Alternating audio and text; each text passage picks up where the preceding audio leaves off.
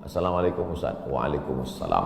Apa tips cara meraih kesuksesan yang berkah di masa muda?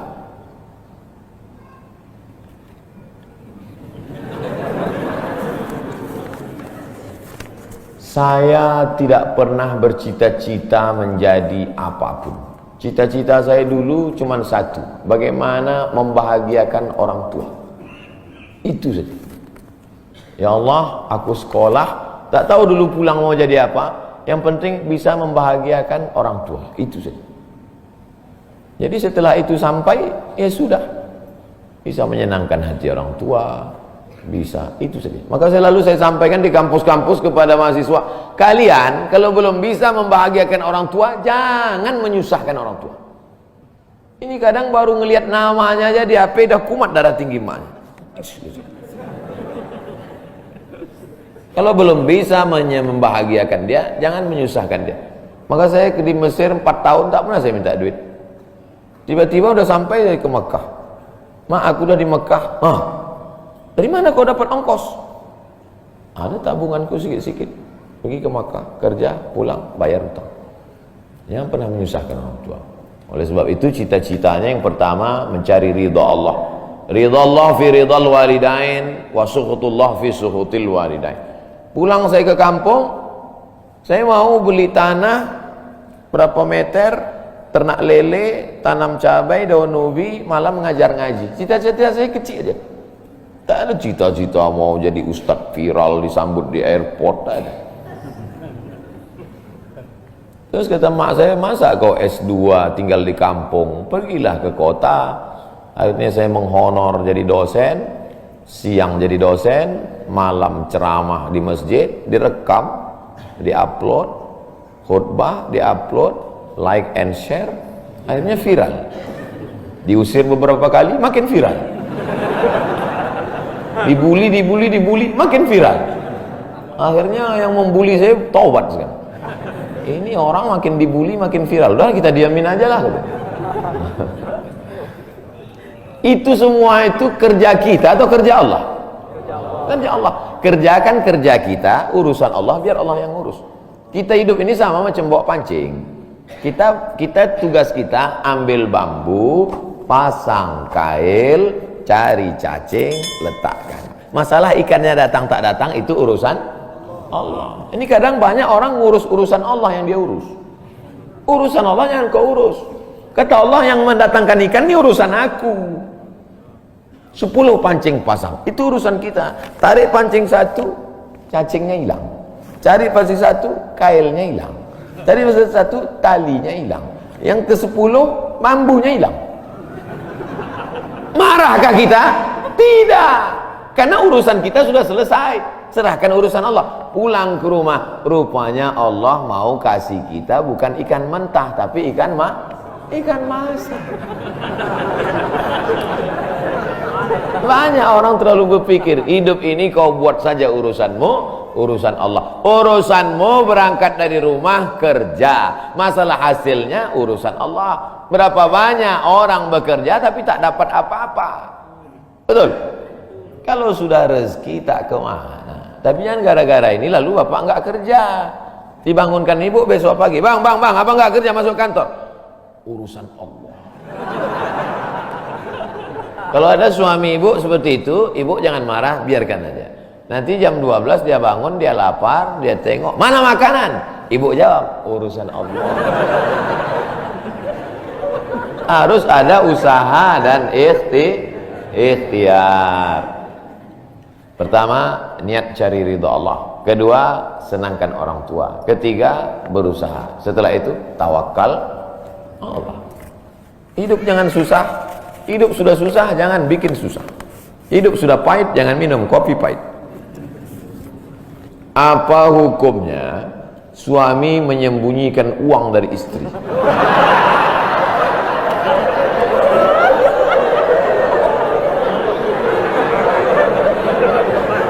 Bang, kata istrinya. Bang, ini duit apa bang? Duit sial. Kok duit sial? Udah kusembunyikan kau dapat juga.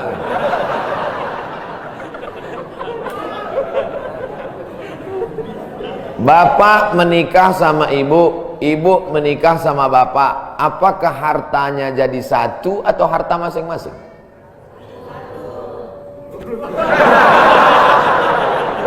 Mereka mau hartanya jadi satu dan bapak ketakutan.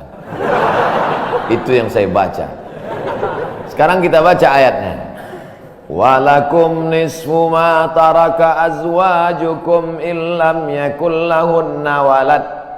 Kalau istrimu meninggal kau dapat 50% hartanya kalau tidak ada anak. Fa in kana lahunna waladun, kalau dia punya anak, falakumur rubu'u, kamu dapat 25%. Sekarang saya tanya, hartanya nyatu atau pisah?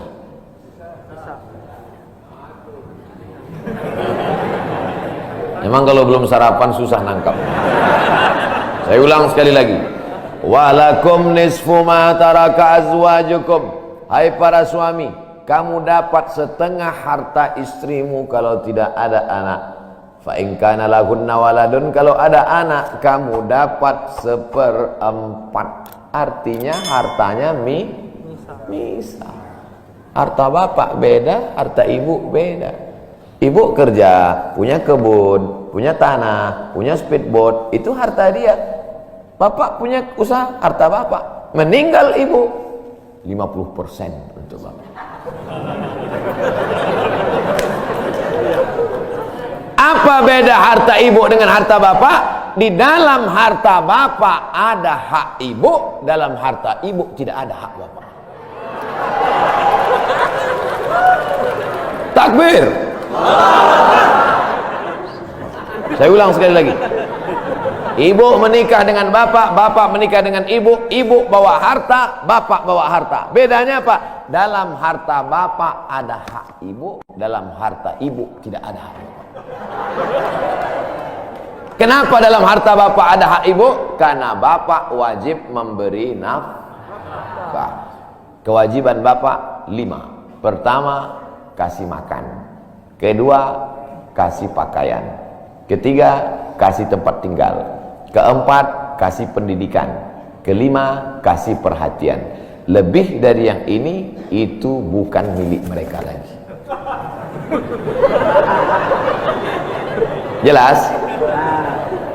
Ini ada sekarang suami setelah menikah, pas dilihat surat apa semua, tak ada punya dia. Semua atas nama istrinya.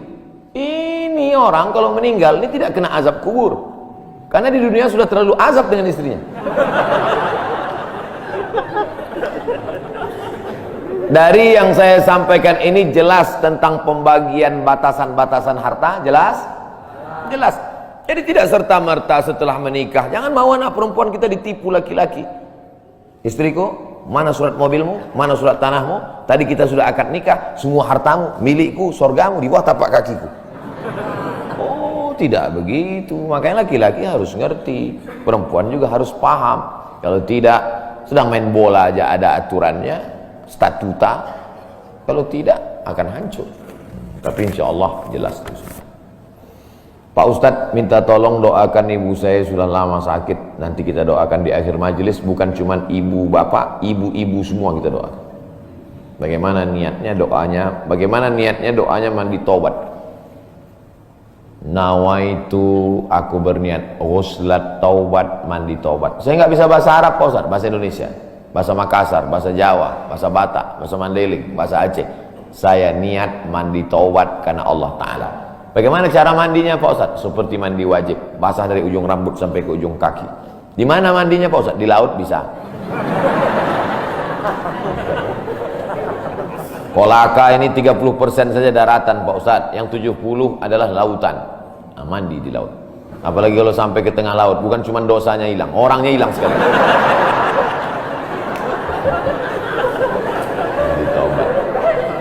Setelah mandi taubat, solat sunat taubat, usolli sunnatat taubat raka'ataini lillahi ta'ala. Ayatnya bebas.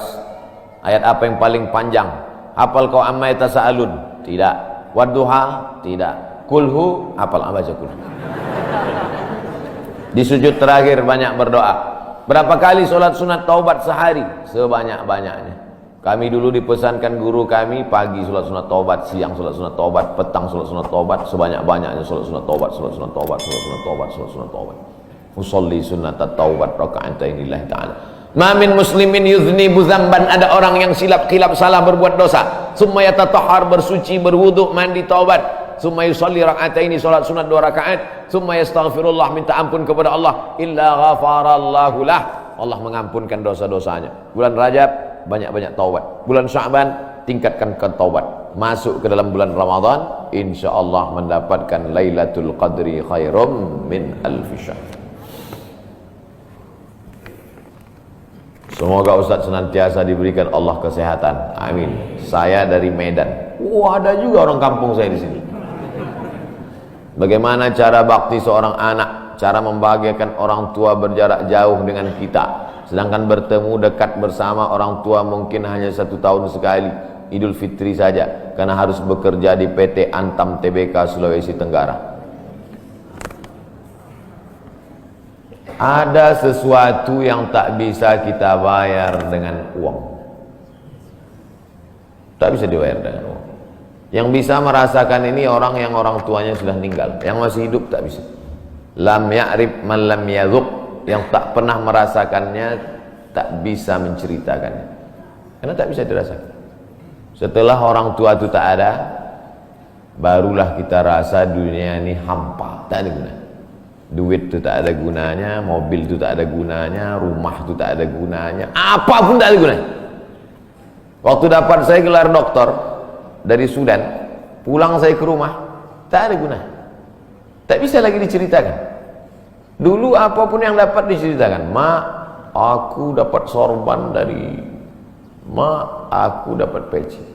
Setelah pulang tadi, pulang dari Brunei dapat gelar visiting profesor di Universitas Islam Sultan Syarif Ali, tak ada gunanya, hampa. Paling-paling ditulis di baleho aja, profesor, dokter. Untuk menunjukkan bahwa kita bukan ustadz kaleng-kaleng.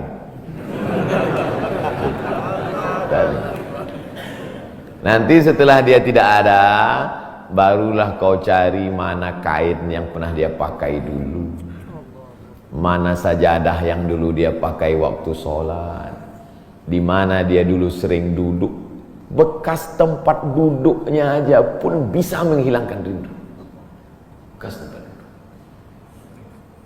tempat dia duduk dulu, tempat dia duduk makan kacang sambil minum teh, duduk kau di situ bisa menghilangkan rindu.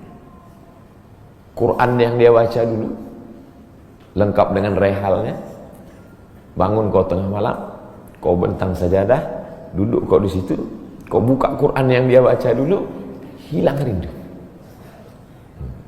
Tapi setelah dia tak ada, makanya mumpung dia masih ada, ciumlah tangannya, peluklah badannya, ciumlah keningnya. Kalau kau ada duit, kirimlah. Tak bisa, karena cari makan jauh Pak Ustaz, mesti terbangun dari Sumatera sampai kemari. Apa boleh buat? Memang begitu kondisi ekonomi kita sekarang. Allah tidak marah, tapi kalau kau mampu, kirimlah. Siapa orang yang kira-kira bisa digaji, dibayar untuk memasakkan dia di rumah? Berkirimlah. Karena sampai masanya nanti duit yang banyak itu tidak ada gunanya. Sebanyak apapun kau simpan, tak ada rasanya lagi, hampa, tak ada gunanya. Maka mumpung dia masih ada, Idul Fitri paksa-paksakanlah pulang. Mahal tiket pesawat, tabunglah, teleponlah. Masih ada dia menyambut teleponmu, berikan HP yang kira-kira lama dia pakai, tinggalkan. Mak, ini chargernya, ini handphonenya, ini baterainya, persiapan kalau rusak pasangkan di sini. Nanti kalau aku telepon, sampai masanya nanti handphonenya berbunyi tapi tak ada yang mengangkat. Selagi dia masih ada, senangkanlah hatinya, kirimkanlah kain. Kain itu tidak akan dia pakai, tapi insya Allah menyenangkan hati dia. Ketika hatinya lapang, lapang rezeki. Ketika hatinya senang, senang hidup. Tapi kalau sudah hatinya sempit, meleleh air matanya rindu karena tak pernah kau telepon, disitulah awal azab Allah datang. Kau akan berenang dalam kesengsaraan. Mudah-mudahan Allah mengampuni dosa kita semua. Dosa ibu bapa. Ala hazihi niyah al-Fatihah. A'udzubillahi minasyaitonir rajim. Bismillah. Alhamdulillah rabbil alamin. Ar-Rahmanir Rahim. Maliki yaumiddin. Iyyaka na'budu wa iyyaka nasta'in. Ihdinas siratal mustaqim. Shiratal ladzina an'amta 'alaihim ghairil maghdubi 'alaihim waladdallin. Amin. Rabbana ighfir lana dzunubana, ampunkan dosa kami ya Allah. Wali abaina, ayah kami ya Allah. Melepuh kulitnya untuk menyekolahkan kami, tak dapat kami balas budi baiknya ya Allah. Wali ummahatina, emak kami, 9 bulan 10 hari kami dikandungnya, 2 tahun kami disusukannya, mengalir darahnya dalam badan kami, tak dapat kami balas. Tak dapat kami balas kebaikannya, sekali teriakannya saat mengeluarkan kami ke alam yang fana ini. Tak dapat kami balas kebaikannya ya Allah. Kalau dia masih hidup, sahih jasadaha, sehatkan badannya. Qawi imanaha, kuatkan imannya. Ar-rahmazuk hal istiqamata, berikan dia istiqamah dalam iman dan Islam. Kalau dia sudah meninggal dunia, lapangkan kuburnya ya Allah. Nawwir qabraha, terangkan makamnya ya Allah. Allahumma ja'al qabraha radatan min riyadil jinan. Jadikan kuburnya salah satu dari taman-taman surga. La taj'al qabraha hufratan min hufarin niran. Jangan jadikan kuburnya salah satu dari lubang neraka ya Allah. Allahumma ja'al abana'ana barina liwalidiha. Jadikan anak-anak kami anak-anak yang berbakti kepada orang tua. Allahumma hafazhum min kulli su' wa syarr. Jaga anak-anak kami dari segala perbuatan maksiat dan dosa ya Allah. Rabbana zalamna anfusana, kami sudah banyak buat silap salah dan dosa. Wa illam taghfir lana, kalau kau tidak mengampuni dosa kami, wa tarhamna, kalau kau tidak merahmati kami, lanakunanna minal khasirin. Sudah lama kami jadi orang-orang yang merugi. Allahumma ja'alna minat tawabin, jadikan kami orang yang bertaubat di bulan mulia ini ya Allah. Wa ja'alna minal mutatahhirin, jadikan kami orang yang mensucikan hati. Wa ja'alna min ibadikas salihin, jadikan kami hamba-hambamu yang saleh. Allahumma ja'al akhira kalamina inda intihai ajalina. Kalau ajal kami sampai, malaikat maut tiba mencabut nyawa kami, jadikanlah yang terakhir keluar dari mulut kami la ilaha illallah Muhammadur Rasulullah SAW. Kalimatu haqqin 'alaiha nahya, dengan itu kami hidup, wa 'alaiha namutu, dengan itu kami mati, wa biha nub'atsu, dengan itu kami nanti akan dibangkitkan di padang mahsyar. Rabbana atina fid dunya hasanah wa fil akhirati hasanah wa qina adzabannar. Wa sallallahu ala sayyidina wa maulana Muhammad wa ala alihi wa sahbihi wa sallam. Walhamdulillahi rabbil alamin.